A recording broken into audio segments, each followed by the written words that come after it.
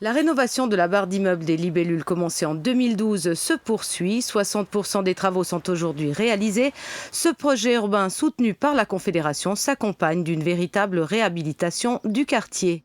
Alors, les principes du projet urbain, c'est de réhabiliter des lieux de vie pour en faire des lieux où la qualité de vie, où les relations de voisinage sont développées, sont harmonieuses et sont agréables. Et donc c'est dans cette optique-là qu'on travaille, avec effectivement un partenariat extrêmement fort avec la fondation Émile Dupont, qui est la fondation propriétaire de la barre d'immeubles des Libellules, qui nous a dit « Nous, on vous met à disposition des locaux, à vous de les faire vivre ». Et nous, dans notre philosophie à Vernier, comme on est extrêmement habitué à faire du participatif, on a inventé les contrats de quartier qui ont été repris dans plusieurs communes à Genève. On a profité aussi un petit peu de notre savoir-faire pour faire du communautaire, pour faire du collectif et amener les habitants à présenter des projets dont eux ont véritablement envie, parce qu'on pense que c'est ça le gage du succès. Pour améliorer le vivre ensemble, 10 espaces de vie ont été prévus et 7 édicules seront aménagés à l'emplacement du parking actuel, et ceci grâce au concours d'une fondation privée.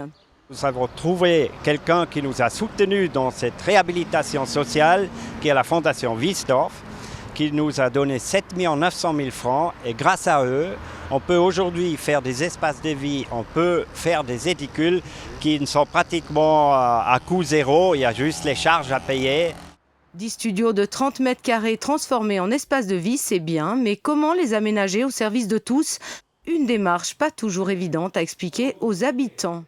C'est un quartier qui contient beaucoup de personnes qui sont sans activité professionnelle et souvent les gens souhaitent pouvoir développer des projets lucratifs pour pouvoir par exemple monter leur propre entreprise et se réinsérer professionnellement.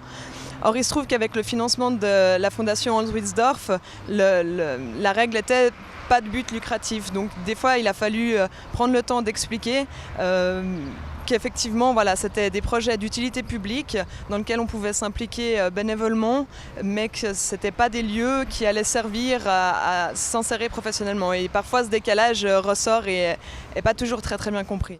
Mais les projets se sont mis en place petit à petit, notamment au cours d'une journée participative regroupant une centaine d'acteurs du quartier, habitants et membres d'associations. Pendant cette journée, une douzaine de projets ont émergé, ont vu le jour. Donc pendant la matinée, les habitants ont simplement échangé autour de leur qualité de vie, de leurs envies, de leurs besoins. Et puis dans l'après-midi, après avoir rassemblé ces différentes idées, on a commencé à construire, à proprement parler, des projets avec les habitants. Il y a environ 35 habitants qui sont impliqués dans la construction de ces différents projets. Ils ont continué à travailler avec nous depuis le 15 mars. Aujourd'hui, les projets arrivent à bout touchant. La plupart sont déjà bien ficelés, bien terminés, d'autres nécessitent encore un petit peu de travail. Mais voilà, symboliquement, le 26 juin prochain, nous remettrons les clés des espaces de vie aux habitants pour les 12 projets qui sont issus de cette journée de participation. On aura pour commencer un espace informatique qui sera un lieu tenu par des bénévoles avec des ordinateurs, un accès à Internet, etc. On aura également une salle pour fêter les anniversaires des enfants, on aura une salle pour les associations, une mini-maison des associations dans la barre d'immeubles des Libellules. On aura un espace de vie pour des activités bricolage ou artistiques. Là aussi, ce sont des activités qui seront portées et présentées par des habitants.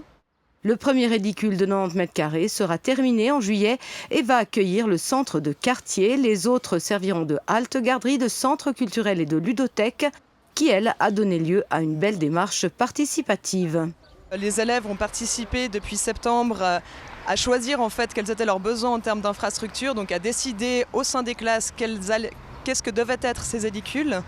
Et à la fin de l'année, le projet concerté se retrouve à être une ludothèque.